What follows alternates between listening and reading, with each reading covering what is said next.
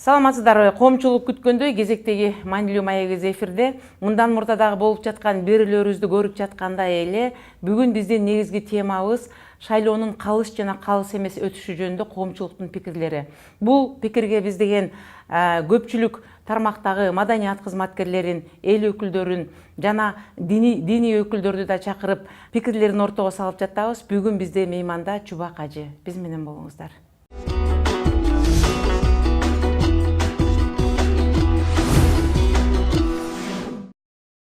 Саламатсызбы, Чубак Тажибаевич, биздин студиябызга кош келиптирсиз.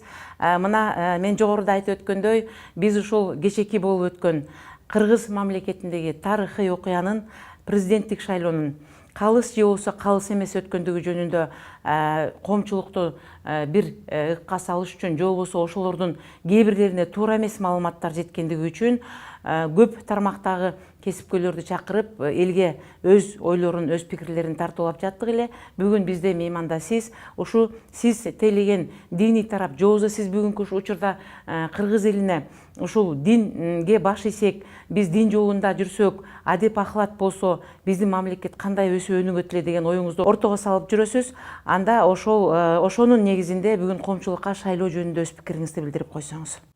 Бисмиллахир-рахманир-рахим. Сиздерге рахмат. Мына ушундай аянча түзүп берип жатканыңыздарга дайыма калыс түз пикирди бересиздер. Албетте Кудайдын астында калыс сөздүн кадыры өтө жогору. Шайлоо боюнча албетте шайлоодо мындай бир кемтиги болбой, эч нерсе болбойт. Телеге тегиздик жалгыз Кудайга таандык. Шайлоодо албетте кээ бир адамдар акча тараткандыгына күбө болдук. Андан сырткары анча-мынча ресурстар иштетилинди. Булардын бардыгын биз жокко чыгара албайбыз. Бирок ошого карабастан шайлоо бизде жакшы болду деген ишенимдемин. Анын үстүнө ошо жанагы пайыздык эсепти алганда деле 54% деген сөз ошол мындай бир атаандаштык күчтүү болгондугун, ошол эле учурда мындай бир көз боемолоонун жок эсе болгондугунан кабар берип турат деп айтат элем. Анткени илгерки учурларда ошол 70-тен төмөн түшпөй, ал эми 98ге чейин процент берилип турган ачык эле көрүнүп турчу, мындай зордук менен болуп эле. Бирок андай болбогондугун көрдүк. Албетте акча таратылып аткан учурлар болду. Көп акча таратып, ошону менен акчага таянган учурларды биз көрдүк. Ошол эле учурда жанагыдай бөркал десе баш алган окуялар болуп, ошол кээ бир биздин чиновниктер өздөрүнүн кызмат абалынан пайдаланганга аракет кылышып чуркап жүрүштү. Бирок булар акча таратып эмес, балким ошол адамдарга үндөп жүрүштү. Менимче ал деле мыйзамга каршы келбейт болуш керек деген пикирдемин. Анан дин жаатында албетте биз түздөн түз мындай бир расмий молдокелер, мындай бир Азирети муфтийдин өзү, жанын орун басарлары, Алымдар кеңешинин төрагасы, жанын орун басарлары түздөн түз катышат. Ал эми калгандар биз Кыргызстандын жараны катарында катышып колдой турганыбызды колдоп пикирибизди айтып келген. Анткени мамлекетибиздин стабилдүүлүгү, эгемендүүлүгү, мамлекетибиздин мындай бир тажрыйбасы жаш адамдардын, популисттердин колуна түшүп калбастан мамлекет бойдон сакталып калуусуна биз башкалардан дагы көбүрөөк мындай бир милдетибиз айтат элем. Анткени биз мамлекет алдындагы парыз ошондой эле Кудай астындагы парызды дагы башкалардан тереңирээк түшүнгөн адам катарында. Буну менен катарлаш биз ушул шайлоо болуп жаткан учурда биздин кошуна мамлекеттердин биздин ички саясатыбызга аралашкан учурларын байкадык. Бул жөнүндө өлкө башчысы да бир нече жолу айтып, аларды ордуна коюуга аракет кылды. Бул боюнча сиздин пикириңиз кандай?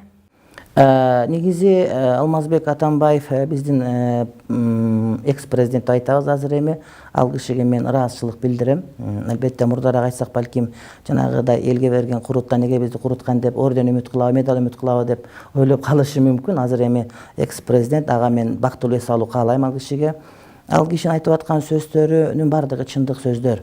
Балким кээ бирлери дипломатиянын нормативтерин түшпөй калар, балким айтылбай турган чындыктар болушу мүмкүн. Бирок бул кишинин балпетме өзүнүн жоругу менен баарын балпеттирип айтты. Бирок ушулардын бардыгы кылайган, кашкайган чындык деп мен айтар элем. Албетте биз өзүбүз эгемен болгондон кийин, тарыхтын өзүндө биз эзелик улуттар болгондон кийин, көп түрк элдеринин көпчүлүгү бизден тараган деп айтып аткандан кийин, ошол турк элдерине кан тараптан биологиялык бир аталык милдет биздин мойнубузда болгондон кийин, ошол биздин ишибизге башка бирөөлөрдүн киргизгенибиз албетте бул биз үчүн кечирилгис жорук болмок. Албетте алар бизге көмөк көрсөтүп, мындай бир жардамдашуу иретинде болсо болот. Бирок деген биздин өзүбүздүн эгемендүүлүгүбүзгө шек туудура турган мындай бир окуяларга биз эч качан жол бербешибиз керек. Анткени эгемендүүлүк кыргыз наркында журтчулугунда бул эң жогорку ордунда турат. Эч качан мындай бир жанагыдай учпас тоок, көчпөс там күтпөстөн ошол бүткөн байлыгынын бардыгы нарк насил болгон, маани болгон, маңыз болгон элде мына ушундай гана болуш керек деген мен пикирдемин. Мына биздин байкашыбызча ошол шайлоо учурунда сиздин Жээнбеков Сооронбай Шариповичти колдоо көрсөткөндүгүңүз тууралуу маалыматтар бизге белгилүү болгон.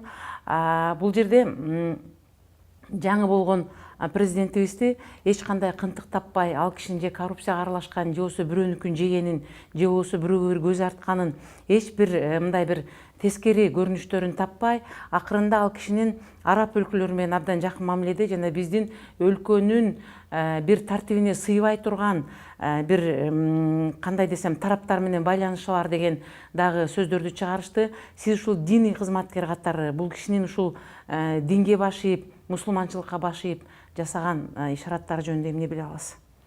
Намаз окуу боюнча Назарбаев мырза деле коңшу өлкөнүн президенти абдан чоң мечиттерди салдырып, намаз окуу, умрага барып жүргөнүн билебиз. Каримовдун деле мечит салдырганын билебиз. Азыр мисалы үчүн Миржиев ар бир мейманканада жай намаз менен Куран китеп болсун деген буйругун билип атабыз. Атамбаев мырзанын намаз окуп жүргөндүгүн билебиз ара чолодо. Анан бул Жээнбеков мырзанын намаз окугандыгынан биз эч кандай өң көрбөшүбүз керек. Бул адамдын жеке иши, ал өзүнүн намаз окуйбу жокпу, ал Кудай астындагы милдети, ата энени урматтаган, балдарды тарбиялаган сыяктуу анын жеке мындай бир мусулмандык парзы. Анан ал кишинин араб дүйнөсү менен жакын мамилеси бар дегенге мен көп деле кошула албайт элем. Ал кишинин бир тууганы ошол көп жылдар Сауд Аравиясында, ошол жанагы Кувейтте, Катар өлкөлөрүндө элчи болуп келгендегиси, алардын бардыгын арабташып кеткен, ошолордун маданиятына сугарылып кеткендигин алыс элем. Анткени бул үй бүлө ошол биздин угушубузча энеси, ошол ата энеси илгертеден диндар болуп, ошол диний улуттук каада салтты мындай бир тарбиялап келген үй бүлө. Ошондуктан бул жанагыдай бир көрө албастык сөз деп гана мен баалайт элем. Эгерде бир адам Кудайдан корко турган болсо, ар бир кылган ишинде Кудай көрүп турат, билип турат дей турган болсо, анда эмне үчүн анда биз коркушубуз керек? Ошол Кудайдан коркпогондон корк дегенди кармана турган болсок, бардыгы албетте жакшы болот. Анан экинчи бир мындай бир өтө бир биздин бир саясий маданиятыбыз төмөндөп кеткен, адам иш баштай элек, ал эмес жанагыдай бир салтанаттуу түрдө ишке кирише элек туруп эле ал кандай иштейт, эмне кылып койсо тигиндей болот, жамандап койсо эмне болот, уурдап койсо эмне болот деген сөздөрдү айтып аткандарга айтам, булардын ниети бузук, ниети жаман. Адам иш баштай элек уурдап койсо эмне болот дейт да, жакшы бата кылганды, жакшы тилек кылганды, жакшы үмүт менен бир мындай бир аруу тилек кылганды билбейт. Булар демек мамлекетке жакшылык каалабаган адамдар деп мен айтар элем. Өкүттө кылган адамдар, жетпей калган адамдар. Анан мен өзүм Жээнбеков мырзаны колдогондугум анык. Бул боюнча дүйнөнүн баары билип болуш керек. Ал ишиме өкүнбөйм. Албетте мен ошол иште жет өлчөп биргесип, мыйзамга туура келеби жокпу деп өзүм ошол Юракадемиянын студенти болгондугума байланыштуу, ошондой эле МУКта докторантурада окуп аткан адам катарында азыраак тамга тааним көп мындай бир иштеген жанагыда жөн эле бир аркы чуркап жүргөндөргө караганда маалыматым Кудайга шүгүр бар. Ошол мамлекеттин тагдырына бир мындай бир кайдыгер болбостон ушундай чечимге бардым деген пикирдемин да. Анткени мамлекетибизди сактап калуу бул деген өзүбүздүн үй бүлөбүзгө, балдарыбызга, неберелерибизге, ата бабалар сактап келген жерди сактап калууга болгон биздин кошкон салымыбыз деп мен баалайт элем. Анан эми ошол биз мусулман жамааты ошол кишини колдоонун аракетинде көрдүк. Анткени бул кишиден биз бузукулук башка нерсени көрө алган жокпуз. Экинчиден бир маселе, бул киши премьер болгон кезинде да айткан сөзү бар. 3 уктасам түшүмө кирген эмес эле премьер болорум, үмүт кылган эмес элем деген сөзүн айткан да, ошондой эле президент болом деп жулунганды эч качан көргөн жокпуз. Биз мусулмандардын азыркы эми кээде мындай жоолук салынган, сакал койгондор деле мусулманмын деп коюп, бирок мусулманчылык текстке байланбагандар көп да. Куранга, аятка, хадиске маани бербеген мусулманмын деп жүргөндөр, мусулман санын көбөйткөндөр көп. Бизде хадис бар. Пайгамбар алейхиссалам айтат: эгерде кимде ким кайсы бир бийликке өзү суранып, жанталашып, мындай мүмкүнчүлүгүн жумшап, жана макиавелизм деген бар саясатта, ошол нерсени колдонуп бийликке келе турган болсо, ошол жумуштун оорчулугу анын өзүнө жүктөлөт. Ал эми кимдеги суранбаса, бирок эл суранып, башка бирлөр аны болуп бер деп мындай бир түртүлүп ошол нерсеге келе турган болсо, ага Кудайдын жардамы болот дейт. Чындыгында мамлекетти башкаруу өтө оор иш. Буга Кудайдын жардамы болгон адам гана жакшылыкка жетише алат. Ошондуктан биз дагы ошол Кудайдын жардамы боло турган адамды издегенге мажбур болдук. Анткени биз мусулмандар ошол пайгамбардын осуяттары, өзүбүздүн салт санаабызды сөзсүз түрдө карманган адамдарбыз. Ошондуктан биз ушундай пикирге келдик. Мен кече социалдык тармактан деген сиздин конок болуп келериңизди жана деген ошол сизге тиешелүү суроолорду берсе болоорун жазсам, бир топ бир маанисиз нерселер жазылып кетип, андан кийин мен ал нерсени жабык жаап койдум дагы, өзүм гана окуй турган кылып окуганда ошол жерде дагы ушул сөз айтылыптыр. Сизге деген Бабанов Өмүрбек Токтогулович тарабынан эң чоң ири суммадагы акча сунушталып, сиз бирок ошого карабастан намаз окуйт, динге берилген адам деп Сооронбай Шариповичти колдоду деген ойлорун айтыптыр. Бул боюнча сиздин пикириңиз кандай? Мага Жалал Абадка 7-каналда ошол барган учурда ошол жерден 7-канал директору мага сүйлөшүп калдым. Ажекебиз менен. Ал киши айтат, эме деп, тиги ошол сизге Жээнбековдор Бабановго караганда көбүрөөк сумма акча берген үчүн Жээнбековдорду колдоп бердиңиз деп элдер айтып атышат. Кандай ушул канчалык туура пикир дегенди Алтынбек ажы сурады да. Анан мен айттым, эгерде ошол мен өзүмдүн эгерде бир нерсе сурай турган болсом, аны Жээнбековдор мисалы үчүн чогултуп бергенге караганда Бабановго берүү оңоюраак болушу мүмкүн эле балким дейт элем да. Бабанов жөнүндө мен жаман пикир айткым келбейт. Ал киши биздин ошол кыргыздын чыгаан уулдарынын бири. Ал киши мындай кээде намыстаган сөз айтып, энеси жөнүндө айтылат да, эркек дайыма атасынын урусуна катталып келген, ошондуктан энебиз кандай болбосун, Манас атабыздын аялы, Семетей атабыздын аялы деле башка улуттан болгон, муфтийдин аялы бизде башка улуттан. Буга эч кандай таң калбаш керек. Ошол эле бизде Мадумаровдун, ошол эле бизде Ташиевдин аялдары, коңшу улуттун элдери, ага кайра мындай курама темир курч болот деп сүйүнүш керек да. Ага эч качан намыстанбастан башты бийик көтөрүш керек, энеси башка улуттан болуп калгандыгына. Бабанов кыргыздын мыкты жигиттеринин бири. Балким ал жаштык кылып кемчилик кетирет, балким өзүнүн бир дүйнө таанымына жараша кээ бир аракеттерди кылуусу мүмкүн. Бирок мамлекеттин башында азыркы биздин жаңы кабыл алынган мыйзамдын негизинде президент боло турган адам бул аталык милдет кыла турган, жашы дагы жетип калган, ошого тажрыйбасы келген. Анан жанагыда бир жаштык мындай бир көз караш менен эмес, балким аксакалдык консерватизм аркылуу мындай бир аталык кылып башкара турган адамдын болушу дагы максатка ылайыктуу болот. Балким кийинки шайлоолордун биринде Бабановдун жылдызы жанып ошондой болуп кетиши мүмкүн. Ошондуктан өзү эңсегендей качандыр бир мүмкүн ал дагы бир убакта биздин мамлекетти башкарып ага чейин аң сезими өсүп, ага чейин балким Кудайды таанып, ошого чейин балким таптакыр бөлөк Бабанов биздин астыбызда турушу мүмкүн, дагы кыргыз эли тандоо жүргүзүшү мүмкүн. Мисалы үчүн жанагы карындагы баланын кан болоорун ким билет, бешиктеги баланын бек болоорун ким билет деген сөз. Анан жанагыдай Бабанов ошондой көп тыйын берген деп айткан боюнча эми эл өзүндө элек жок, бирок ошол эле учурда айта турган маселе биздин тандообуз эч бир кызматка же эч бир акчага, эч бир тыйынга же башка бир нерсеге байланбаган, Кудай астындагы толук тандоо биздики.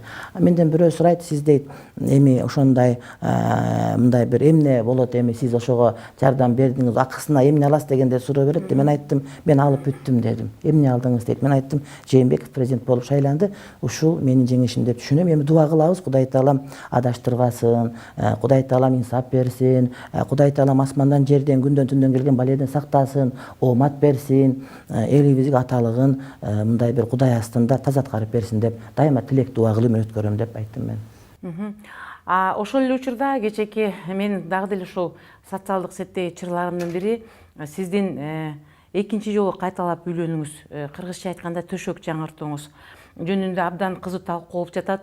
Бул боюнча бир эле биздин жөнөкөй эле баягы сизди угуп жүргөн, же болбосо биздин жөнөкөй эле катардагы жарандарыбыз эмес, атты баштуу белгилүү ошол эле диний кызматында жүргөн кээ бир аялдар сиздин бул кадамыңызды туура эмес деп айткандар болсо, ал эми көпчүлүктөр эгер мүмкүнчүлүгү болсо, колунан келсе үйлөнүп ошол дагы бир кыргыздын кызын бактылуу кылганы туура. Анткени эмне үчүн биз кыргыздын кызы түрккө экинчи аял болуп тийсе, эми биз улутту бөлбөшүбүз керек, бирок айтканга туура келип жатат. Же немецке, же болбосо бир итальянске, же бир французга экинчи аял болуп тийсе, абдан сыймыктанып, кызыбызды сүйүп тийди деп бул жакка келип Кыргызстанда свадьба өткөрүп, мынакей кызым абдан жакшы жашап атат, жетиштүү жашап атат деп абдан сыймыктанган учурлар бизде аз эмес.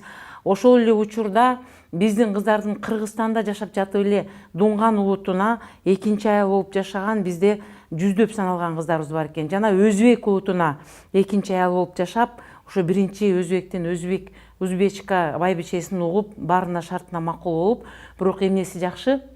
ал камсыздалган, эчтекеден муктаж эмес, ошол эле учурда ошо өзбек улутундагы адамга бала төрөп берип жүргөн учурлары көп эле болот экен. А эмнегедир ушу сиздин экинчи төшөк жаңыртканыңызга коомчулук бир кичине бир башкача көз караш менен карап, акыркы сааттарга чейин талкуу болуп жатат десем да болот. Ушул боюнча бир коомчулукка кенен айтып өтүңүз, анткени бирөөбүз туура деп, ал эми бирөөбүз муну туура эмес деген чечимге келип жатабыз. Бул боюнча мен мындай адамдарга таң калам да. Мисалы үчүн мындан бир азыраак мурда ошол бүткүл дүйнө YouTube компаниясы бизге күмүш баскыч берди. Бул Азаттыктан кийин эле биз алдык. Азаттык кай жактан каржыланат, буну баарыбыз билебиз. Экинчи орунду биз алып, бизге ошондой берилди 100 миңден ашкандыгы үчүн. Бирок ошого көп адамдар маани беришкен жок. Анткени бул деген бүтүн Эсен каймагында биринчи жолу диний портал болуп атат да. Ага адамдар сүйүнбөйт экен. Адамдар ыймандуу болгондугуна башкага мажбурлап мындай бир чыгарып атышты башкалары.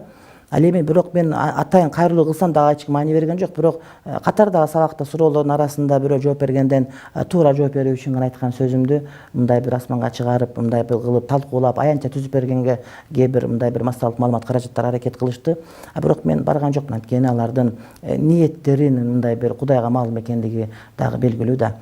Экинчи бир маселе, кээ бир адамдар мен айткан сөзүмө мындай бир туура эмес түшүнүп атат да, мындай бир курсак ачкалы ошону баккан үчүн багып атыптыр, аны жөн деле бага бербейби деп. Кудайым билет, канчалаган үй бүлөлөрдү багып аткандыгыбыз, колдон келген жардам берип аткандыгыбыз, канчалаган студенттер, канчалаган жетимдер, канчалаган операция кылгандарга тыйын таап жардам берип атканыбызды ал Кудайым билет. Кудайдын астына барганда соопко аны бекиткенбиз.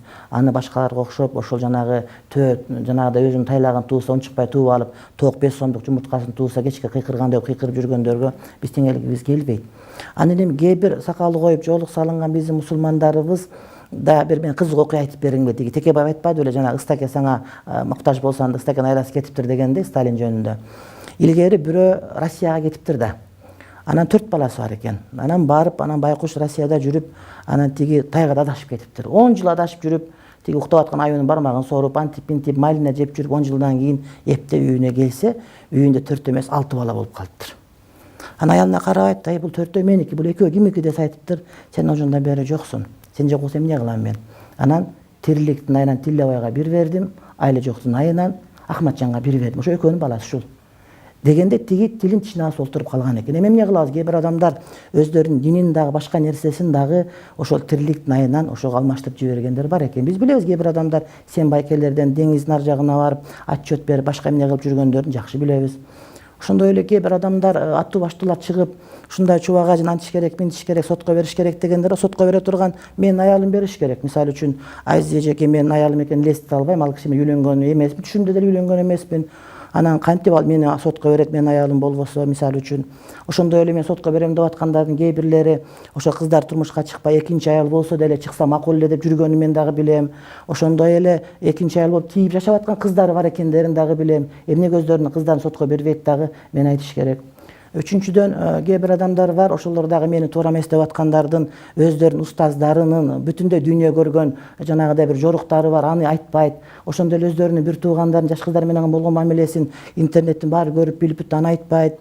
Ошондой эле кээ бир адамдар ошол мамлекетте өкмөт агыйда иштеп жүргөндө, отделдерде иштеп жүргөн убакытта мурдагы президенттердин бир туугандары өтө жакын абалда болуп, ошол аркылуу кызматтан кызматка көтөрүлүп жүрүп, анан эми эле бир мындай бир кадыр бактуу болуп калгандыгын элдин баары билет.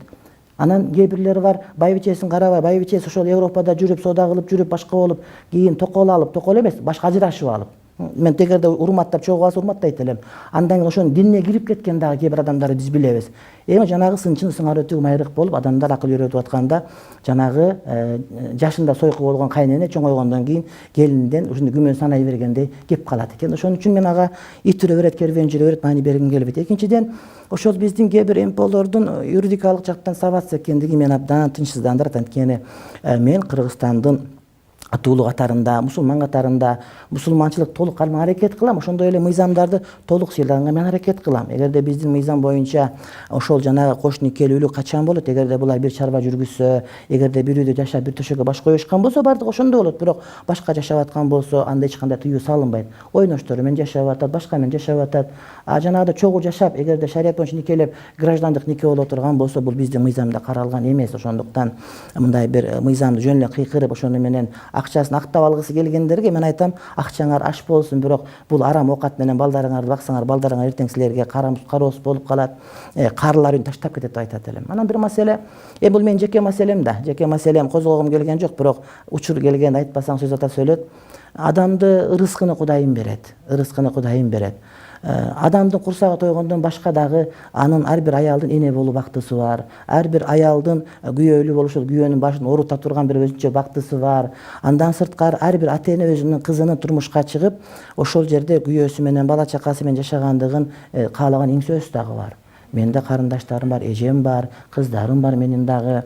Мен үйлөнгөндө бекинип, башкалардай болуп, жашырынып, үйлөнгөн жерим жок. Ата энесинин колунан алып кеттим урмат сыйы менен. Ошондуктан буга туура мамиледе көз караш керек. Экинчиден, биздин кыргыздын салтына, же болбосо биздин динибизге, же биздин баш мыйзамга, же жөн мыйзамдарыбызга каршы келген жорук дагы болгон жери жок. Анан эми кээ бир адамдар ичинде ичкүйдүүлүгү, башка нерсеси, же болбосо ушундай айтып аткан сөздөр үчүн алар Кудай астында жооп берет. Андан кийин ошол мени сотко берип аткандардын өздөрүн да сотко бере турган күн келет. Кээ бир журналисттер сиз мыйзамды бузуп койдуңуз, ошол мыйзамды бузгандыгыңыз үчүн деген мага суроону беришти. Мен айттым, сиз аты жөнүңүздү мага калтырып коюңуз, мен бир аз колум бошосун, чет өлкөгө кетип атам, ошол жакта бир 10 күндөн кийин келем. Андан кийин сиз да ошол айткан сурооңуз мындай бир коррективдүү болбогон үчүн сизди суроого сотко берет элем десем, телефон өчүргөн бойдон баары эле качып жок болуп атат. Ошондуктан айтар элем, бул мындай бир жөн гана кабыл алыш керек. Болгону билесизби, бизде оору көп, биздин коомубузда. Бардыгы жашыруун келет да, бизде уурулук бар, бизде мародёрлук бар, бизде коррупция бар, бизде ойноштук бар. Бишкек деген чоң жанагыдай жата турган кровать болуп калган, анын бардыгыбыз билип жүрөбүз. Анан ошол оорунун жашырсаң бардыгы бири-бирине жылмайып сүйлөй беришет дагы, ачык чыгарып айтып койсоң бардыгы жаман көрө бере турган келип калат. Бул деген эки жүздүүлүк, бул деген ыпыластык. Ошол өздөрүнүн кыздарын, күйөө балдарын сотко бергендер, анан кийин мени сотко берсе, мен айтат элем, рахмат адилеттүүлүгүңүзгө, Платон менин досум, бирок акыйкат жогору турат деп айтып атасыз дейт элем. Бирок антпей атпайбы? Ошол эле учурда жана Жамал Фронтбек кызы, мен билишимче, ал дагы ошол мусулман дининде эле оронуп, жана аялдарга таалим өткөрүп, дин кандай болуш керек, биз кандайча динге баш ийишибиз керек, биз кандай эркектерди сыйлашыбыз керек, аял кишинин жашоодогу ролу жөнүндө көп өзүнүн өтүп жүргөн таалим сабактары жөнүндө бизде маалымат бар. Ага карабастан ал киши сиздин кечээки экинчи жолу жаңыртып үйлөнүүңүзгө каршылыгы чыкты. Бул анда сиз башка динге, бул Фронтбек кызы башка динге баш ийүү, муну да коомчулук түшүнбөй турат бүгүн. Биринчиден, биз Фронтбек кызы менен чогуу окуганбыз. Балким окуп жүргөндө кээ бир таарынычтар ичинде калып кеткен болуш ыктымалы бар. Экинчиден, Фронтбек кызы Жамал, бул киши, биз аны мындай бир диний активист катары билебиз. Жолук салынган, Ислам университетин бүтүргөн, Силхоз академияны бүтүргөн, башка деп билебиз да. Докторлук алган ошол университетинен деп. Бирок аны биз мындай бир илимий, мындай бир улуу аалым катарында, ошол Курани Карим хадистерди терең түшүнүп жиберген бир илим адам катарында эч ким сыпаттаган жерибиз жок. Ошондуктан ошол жанагы мындай бир МПО сыяктуу мутакалим фонду менен иштеп, ошол мусулманчылыкка жан үрөп, жакшы иштер абдан көп, жолук маселеси боюнча, башка боюнча дайыма айтып жүрөт. Акыркы учурда ошол чет өлкөлүктөр менен көп байланышта бул, ошолор менен бир карым катнаш түзүлүп калды. Америкага чейин барып келип атат. Посольство абдан жакын мамиледе, Американ посольствосу менен. Мүмкүн ошол багытта айтканга балким эжекебиз мажбур болсо керек. Ал кишиге мен бакыттаалай карайм. Жана интернет булактарында ал кишиге аябай бир ташатып аткан бир туугандар айтат элем, аны айткандын кереги жок. Анткени анын кылган иш албетте ополторду иштери көп. Анан адам жаңылып калган болсо, эртең ал жаңылгандан кайтат. Бирок башка бир маселе, кимде ким Курани Каримдеги бар нерсени жокко чыгаргысы келе турган болсо, анда ыйманында коркунуч туулуп калат. Ошондуктан анын Кудай менен өзүнүн ортосундагы мамиледи айтат элем мен. Ошондой эле Азиз эжекеге дагы, анан башкаларга дагы, мисалы үчүн кээ бирлер бар, гейлерди колдоп чыккандар. Аялдар кызганып атса макул дейм, бирок эркектер каршы чыгып атса таң калып калам. Буларга эмне керек болот деп дагы ойлоп калам өзүмчө. Же кыргыздын салтын колдобосо, же мусулманчылык колдобосо, же бир адамдын табиятын колдой албай турган болсо анда менин аларга муктаждыгым бар бир эмне үчүн айтып атышат. Кээде колдоп чыккандар, саясий сойку болуп кеткендер сүйлөп атышат. Эми жанагыдай мындай да жакшыга дейт, жаман дейт, өзү теңелбесе дагы сөзү теңелет дейт экен. Эми тилде сөөк жок заманда, демократиянын шарданы жүрүп турган заманда ушинтип сүйлөп аткандарга мен айтат элем, кыжаалат болбогула дейт элем. Ошол эле учурда эми мынакей ошону табышмак кылбай, мүмкүн ушу менен чекит коебуз. Сиз чын эле үйлөндүңүзбү? Ал эмне болгон аял? Мүмкүн бала чакасы бардыр, ошону чогуу багып, өстүрүп жардам бериш үчүн буга үй бүлөңүздүн көз карашы кандай болду? Ошол боюнча биздин эфир аркылуу бир коомчулукка бир аз билдирүү жасап койсоңуз жакшы болот эле. Албетте менин жубайым буга бир аз таарынды, бирок каршы болгон жок, анткени мусулман. Ал башка жолуштан айырмаланып, Мекке шаарында окуган такыба мусулман. Менин аялыма болгон сүйүүм эч кандай өксүгөн жок. Менин байбичем Гүлнур айым бул Кыргыздан чыккан эң Куранды көркөм окуган аялдардын бири. Мен канчалык бир жакшылыкка жетишкен болсом, ошонун бардыгында менин аялымдын, Гүлнур айымдын сөзсүз түрдө салымы бар. Ошол киши мени окутканга себеп болду. Ошол мен өз өмүрүмдө чоң энеме аялдардан, өзүмдүн апама раматылык, анан ошол өзүмдүн аялыма көп карыздармын. Бирок ошол эле учурда бул деген мен Гүлнур айымдын, өзүмдүн байбичемдин менчиги болуп калдым деген сөз эмес да. Ошол эле учурда мени биринчи үй бүлөмдө балдарым бардыгы жакшы мектептерде окушат, кыздарым да окушат, бардыгы маселени билишет. Эми аял катарында кээде мындай кызганыч пайда болот, сөзсүз түрдө пайгамбардын аялдарында деле болгон. Бир аз капачылык бар, бирок анын бардыгы артта калды деп ойлойм мен. Мен ошол 30дан өткөн, күйөөсү өтүп кеткен жесир аялга үйлөндүм. Ата-энесин колунан алып кеттим. Атам келип, туугандарым келип, кудалап барып, кыргыздын жанагы каадасы жок, калыңы жок болсо каадасы кыз болбойт дегендей каадан алып кеттик. Ачка калгандан, өлүп калгандан эмес, балким ошол сыртта жүргөндүн бардыгы курсагы тойсо эле проблема бүтүп калбайт да. Андан башка ошол балалуу болгусу келет, бардыгы деген үй бүлөлүү болгусу келет. Анан ошонун ата-энесинин да көңүлү толгонун каалайт элем. Ошондуктан мен айтат элем, менин жубайларым жөнүндө ыйлап атат экен, тигинтет экен, мынтет экен деген сөздү айтып, анан балдар ыйлап деген сөздү айтып, бизде башка түшүнүк. Биз мусулман адамдарбыз. Биз Меккеде жашап келген, илимди көрүп келген адамдарбыз. Ошондуктан мындай бир өздөрүнүн үй бүлөсүндө проблеманы билбей, башка бирөөлөрдү ушундай проблемасы бар деп айтып аткандар кыйын. Албетте кызганыч үчүн ар кандай сөздөр чыгышы мүмкүн, бирок ал нерсе менин жүрөгүмдөгү өзүмдүн аялыма болгон улуу сүйүү эч качан текке кетпейт. Мен башкалардай болуп байбичени таштап коюп, балдары менен калтырып коюп, анан курсак тойгон маселе бүтпөйт. Андайга мен адамгерчилигим, жигиттигим, кыргыздыгым, акырында менин мусулманчылыгым ал нерсеге жол бербейт. Мен бул өз ички ишим болгондуктан мен ушул гана маалыматты ачыкка чыгаргым келет. Ал эми калган нерсе менин жеке жашоом, ал жеке жашоо башка бирөөнү. Мен жогоруда сиздин сөзүңүзгө каралжы ушул жөнүндө эле айткым келет дегениңизге, анткени биз кечээки чырдан кийин, кечээки талкуудан кийин биз изилдеп көрдүк. Бүгүнкү күндө бизде эл өкүлдөрүндө, министрлерде, белгилүү адамдарда кээ бир карасаң жөнөкөй эле өзүнүн бир 2000 кою бар, 100 жылкысы бар, 50 уyu бар, жөнөкөй эле жарандарыбызда деле бир эмес 4кө чейин бир үй бүлөдө аялдар менен ынтымакта жашап, ошо балдарын чоңойтуп, тарбиялап, улуу балдары кичүүсүнө ызат кылган учурлар бизде миңдеп саналат экен. Анткени деген алар бирок айтпайт экен сизге окшоп, унчукпай эле алат экен дагы, алып келип жашай берет экен. Сиздин бул жерде бир ачыктыгыңыз, бул ошол чындыгында эле экинчи жолу төшөк жаңыртканыңыз жөнүндө коомчулукка өзүңүз жарыялап коюп, анын негизинде элдер баягы саман учту же Самарканд учту деген мааниде эле кабыл алып жатышты окшойт. Андан кийин мен акыркы өзүмдүн жеке ушул маселеге токтолсок бир аз болобу, Үмүт айым? Бул жерде жанагы эмне үчүн мен ачыкка чыгардым? Мен жашасам болот эле, бирок экинчи аял болуп, үчүнчү аял болуп тийген биздин кыздарыбыз, карындаштарыбыз дагы эркин басыш керек. Булар ойношуна келип кеткенде бекинип келип, анан күндүзү келип, түштө келип, качып кеткенде болбош керек. Булар дагы адамдарда тең укук жашаш керек. Анткени экинчи аял болгон биздин 100 миң деген карындаштарыбыз, кыздарыбыз, эжелерибиз, алар мындай бир теңиз жашоону көрүп атышат да.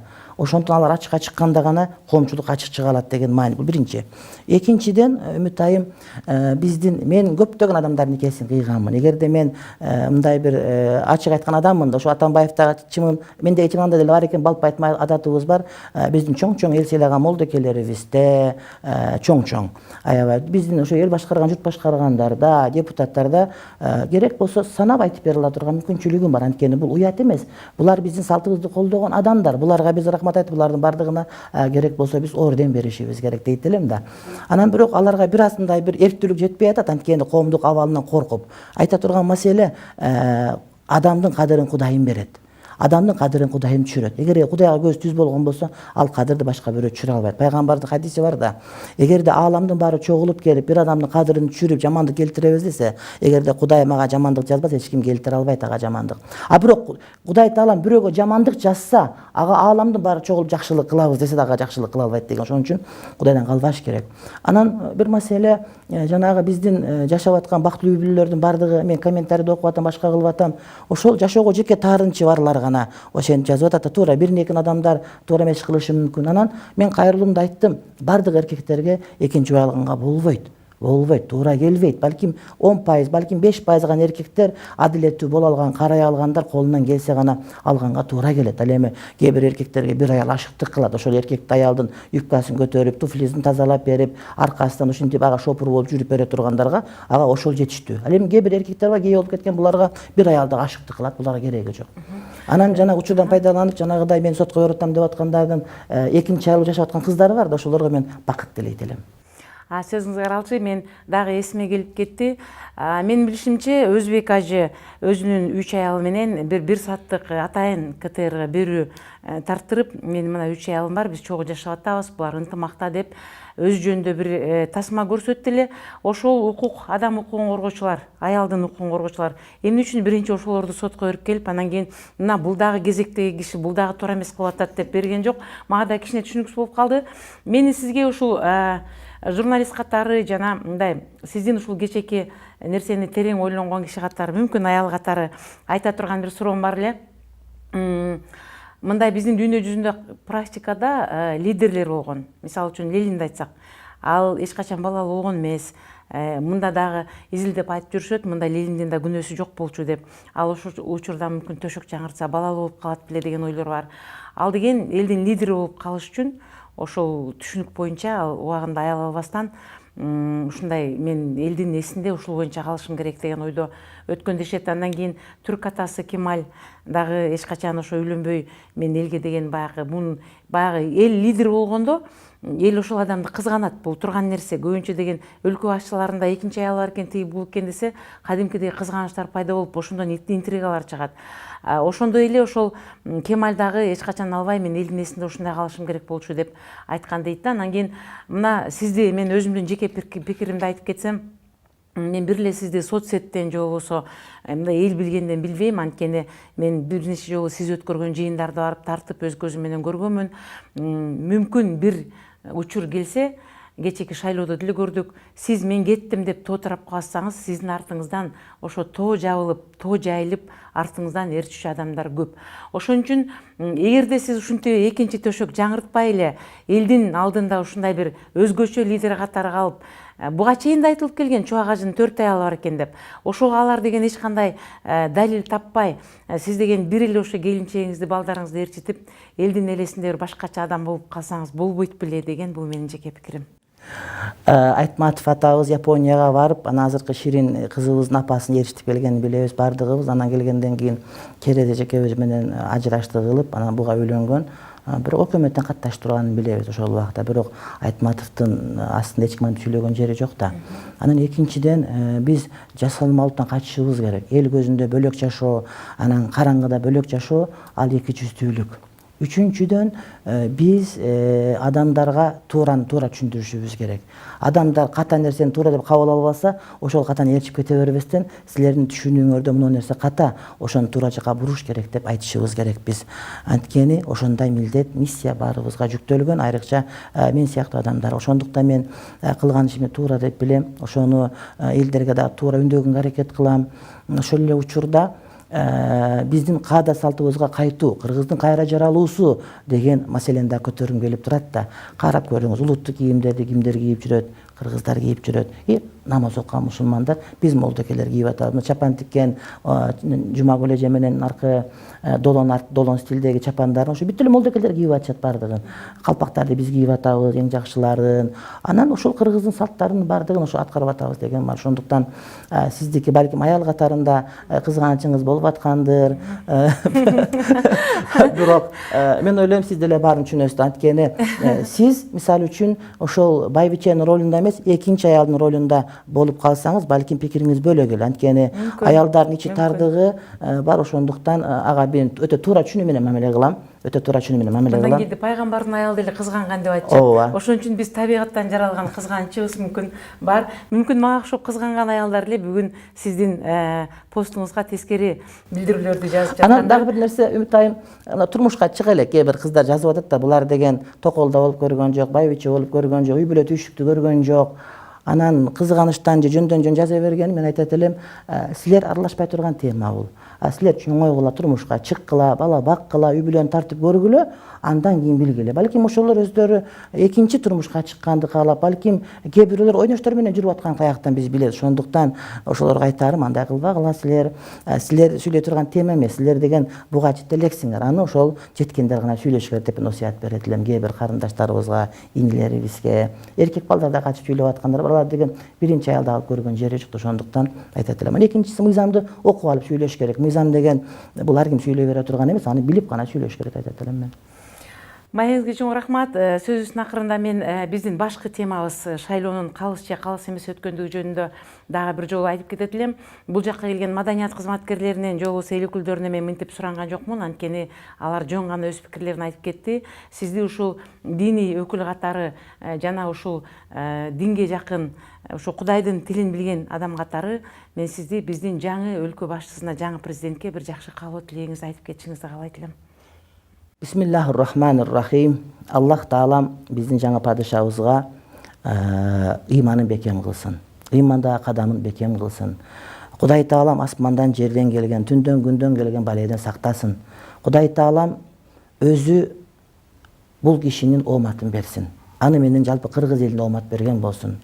Чындап эле батырдык кылган, бүткүл элге өзүнүн кыймыл аракети менен салым көрсөткөн биздин экс-президентибизге дагы Кудай Таалам чың ден соолук берсин. Кудай Таалам элибиздин бардына оомат берип, ушул падышабыздын жеңилин жерден, колун оорун колдон алып, ал кишиге өйдө дөбөк, төмөндө жөлөк болгону Кудай Таалам насип кылсын деп мен тилек кылат элем. Кудайым ооматтан кур калтырбасын. Чоң рахмат, маегиңизге да чоң рахмат. Биздин көрүүчүлөрдүн сүйүктүү маегин уккусу келген инсандардын бири сиз. Мындан ары дагы биз менен жакын кабардар болуп туруңуз.